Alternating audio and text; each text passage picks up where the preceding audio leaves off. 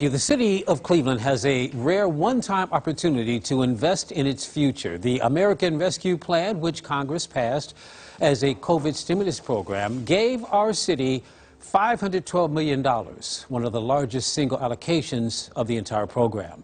Now city leaders are on the clock deciding how to spend it. Cleveland Mayor Justin Bibb has an extensive plan for how to invest a portion of this money, and he joins us live now to talk about it. Mayor, first of all, thank you so much for stopping by. Appreciate it, man, to talk about this plan. A big deal for the city of Cleveland, $512 million. How much of the money has been used so far? Well, we spent nearly $200 million so far. And in this round of $40 million that we intend to invest, we're really focused on how do we ensure we address the challenges that our students, young people face during this pandemic. How do we support our workforce to get back to work so we can be a competitive city long term.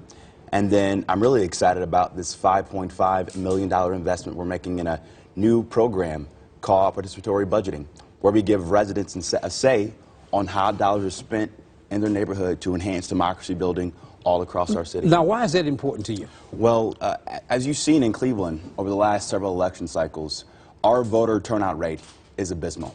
It's not good enough.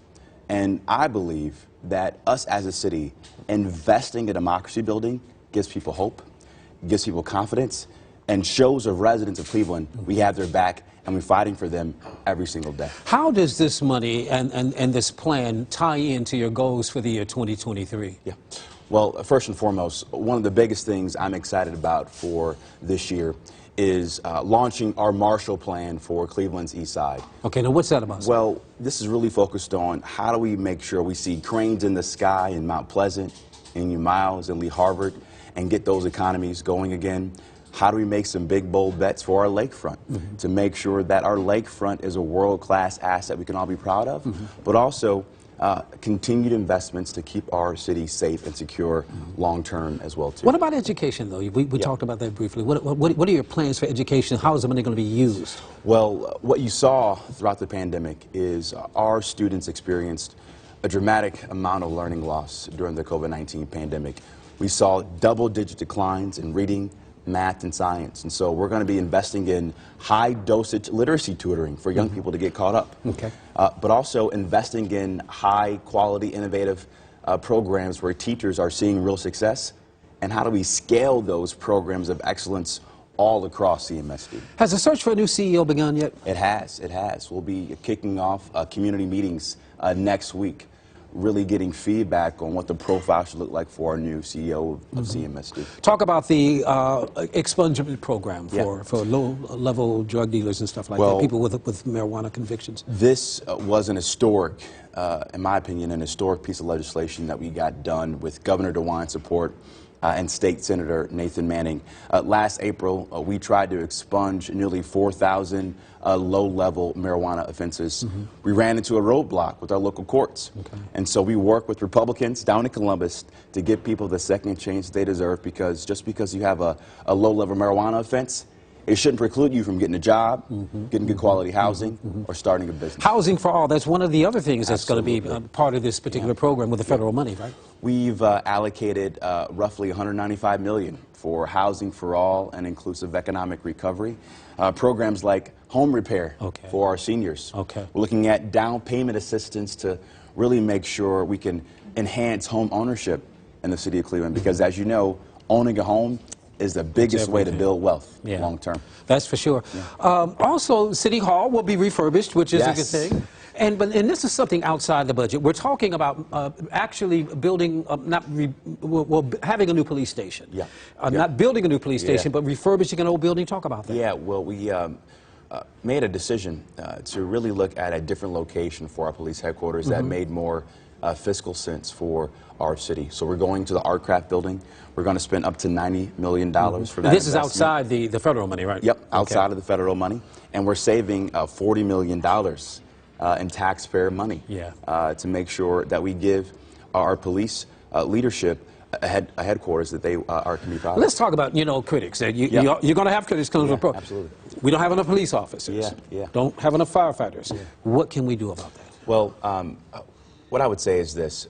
every city across the country is dealing with this phenomenon of recruitment for our police.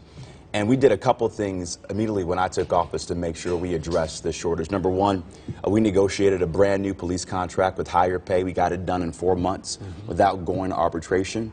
We also have started to change the culture, where police officers in the past, they couldn't have beards, couldn't have tattoos, or wear ball caps. Now they can. We changed that. And then we're embarking on a massive marketing campaign this year to really inspire and encourage the next generation of officers to join our police department. We've been blessed so far. Not a lot of snow. Not this yet, is Cleveland. but it's We're gonna probably get a lot going to of come. snow. It's probably going to come. What are the plans? Are we ready?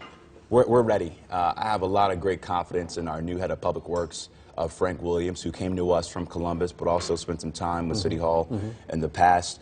We've hired already 120 snowplow drivers, the most we've ever had in our city's history. After we saw some of the deficiencies in our process last year, we brought in a company called Rubicon to help us modernize our GPS technology and mapping devices, because when I took office, our snowplow drivers are using binders with 200 pages of maps, completely outdated. You've been in office a year. Okay, only a look year. back on the year, but any surprises? You know, I think the biggest thing that surprised me is how much hope and optimism our residents have in the future of our city. And that's the kind of thing that continues to keep me going. Disappointments? As mayor. The only thing that I get disappointed about is the crime that we see. And we as a community, not just me as mayor and my administration, but we as a community must all step up and find a role to play to keep our community safe, because we all have a role to play in that movement. What keeps you up at night? Safety, as always. You know, my time as mayor started really when we lost Officer Shane Bartek last year during New Year's Eve. And making sure that I find the empathy and the compassion to show up for those families every single day, that's the biggest thing that keeps me up at night as mayor of this great city. 1 year down, 3 more to go in your first term? My first term. All right. Thank you, Wayne. Keep Good to up see the you, good brother. work. Absolutely. Thank you, sir. Yeah.